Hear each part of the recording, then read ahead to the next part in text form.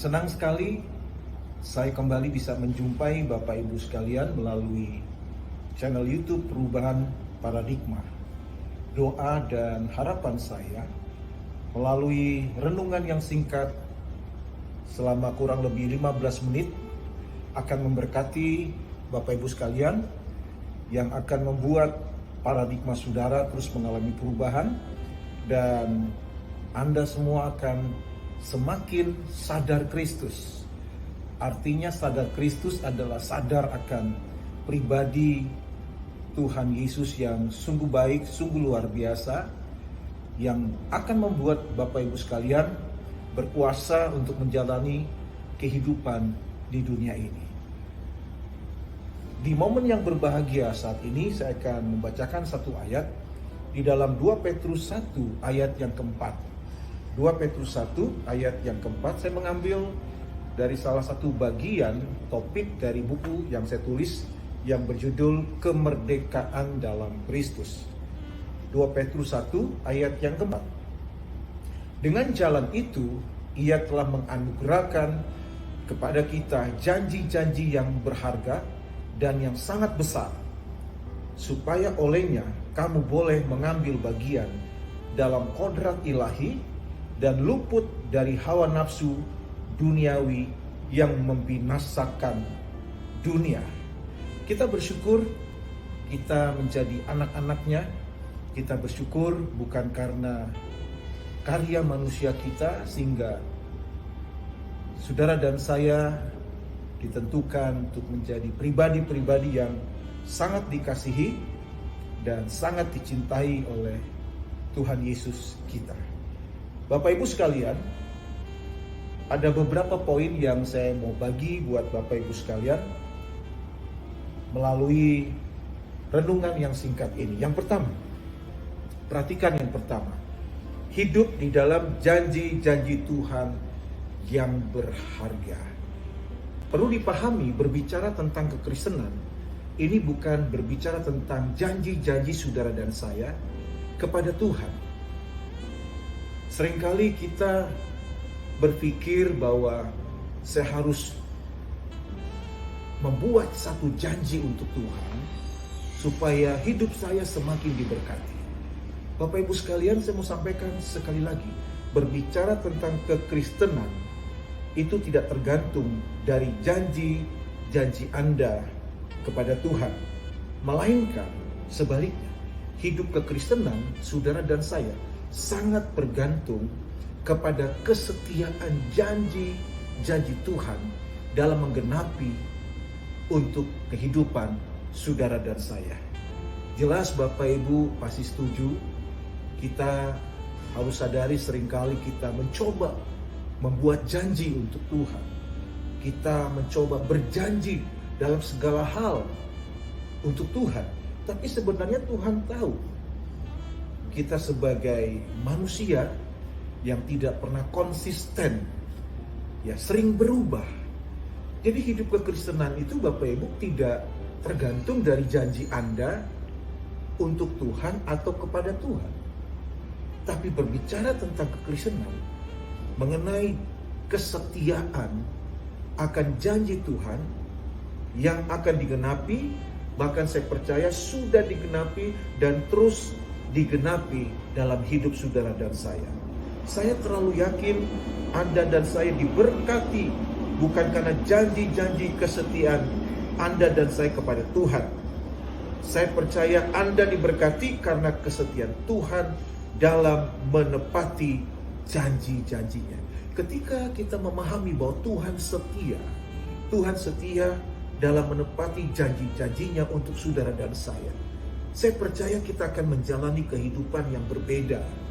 Kesetiaan Tuhan yang sungguh luar biasa itu akan menggeraki kehidupan saudara, menjadi motivasi, menjadi kekuatan untuk kita menjalani hidup yang berkuasa selama kita hidup di dunia ini. 2 Korintus 1 ayat yang ke-20. Sebab Kristus adalah ya bagi semua janji Tuhan. Itulah sebabnya oleh Dia kita mengatakan amin untuk memuliakan Tuhan. Ketika kita menyadari sadar akan Kristus, kita punya Tuhan yang setia dalam menepati janjinya. Seharusnya dalam hidup ini tidak ada yang perlu kita cemaskan, tidak ada yang perlu kita khawatirkan.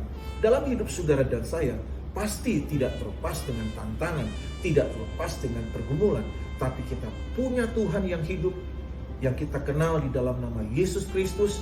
Pandang Dia dan lihat kesetiaan Tuhan yang selalu menepati janjinya dalam hidup saudara dan saya. Yang kedua, Bapak Ibu sekalian, ini kabar baik untuk Anda. Yang kedua, Anda dan saya sudah memiliki DNA Kristus. Sekali lagi, Anda dan saya, kita semua di dalam Kristus sudah memiliki DNA Kristus. Bagi iman Kristen, dalam pemandangan Tuhan, Tuhan hanya melihat ada dua kategori manusia. Sekali lagi, dalam konteks iman Kristen dan dalam sudut pandangan Tuhan, hanya ada dua kategori manusia. Yang pertama adalah mereka yang hidup di bawah Adam, under Adam. Itu yang pertama.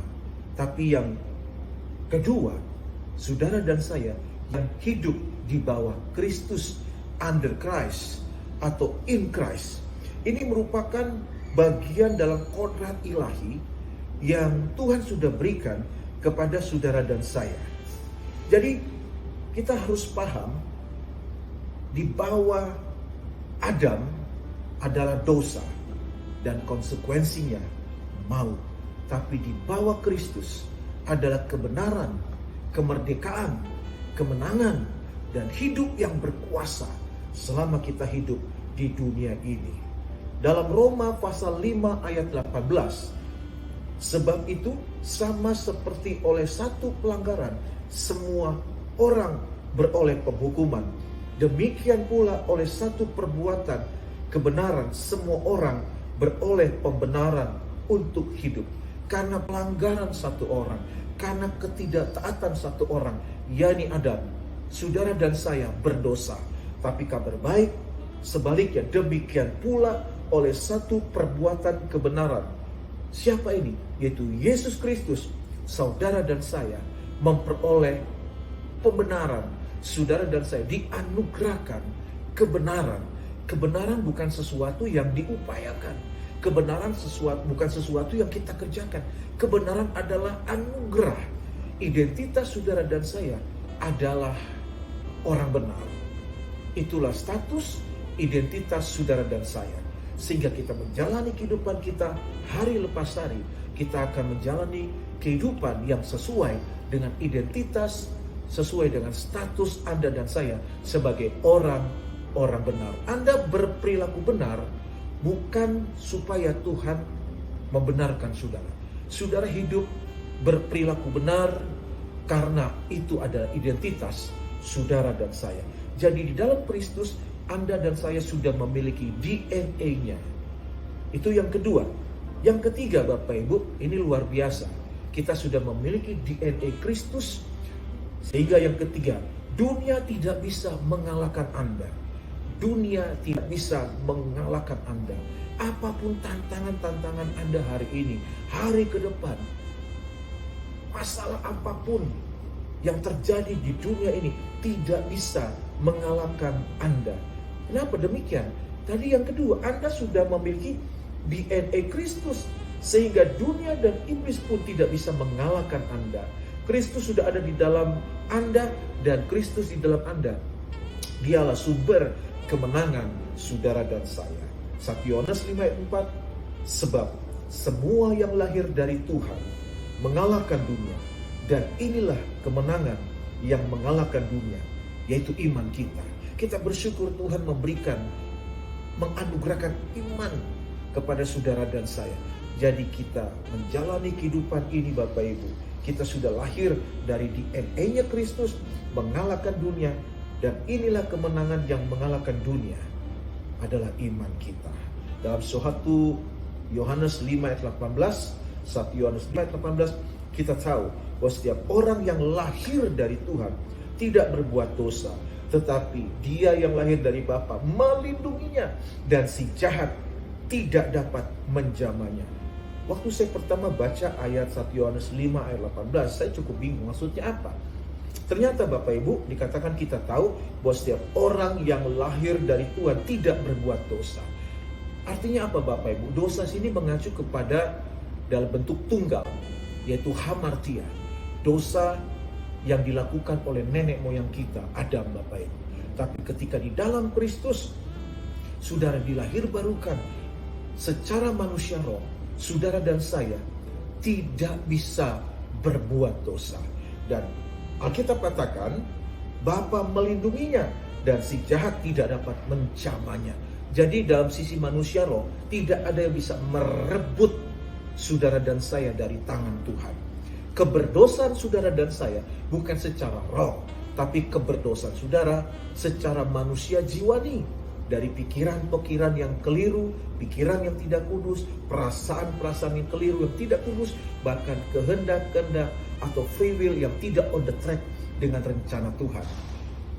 Jadi keberdosaan saudara bukan secara roh, tapi keberdosaan kita adalah secara jiwani. Oleh sebab itu Roma 12 ayat 2, pentingnya kita terus-menerus mengalami pembaruan jiwa. Jadi kita harus pahami nih Bapak Ibu, selama kita hidup di dunia ini, saudara pasti bisa gagal, bisa keliru, berperilaku dosa, tapi bukan secara roh. Secara roh identitas kita orang benar. Ibrani 10 ayat 10 sudah dikuduskan satu kali untuk selamanya. Tapi secara manusia jiwa kita masih berperilaku dalam bentuk bukan tunggal, tapi jamak hamartano, perilaku dosa. Tapi kabar baiknya, dunia tidak bisa mengalahkan Anda. Dia menuntun saudara dan saya sampai pada akhir nanti dia akan datang kembali. Anda dan saya mengalami glorification. Tubuh kita akan diubahkan dan kita akan menerima tubuh kekekalan dan hidup bersama dengan Tuhan kekal sampai selama-lamanya. Segala kemuliaan bagi nama Tuhan Yesus Kristus. Tuhan Yesus memberkati Bapak Ibu sekalian dimanapun Anda berada. Shalom.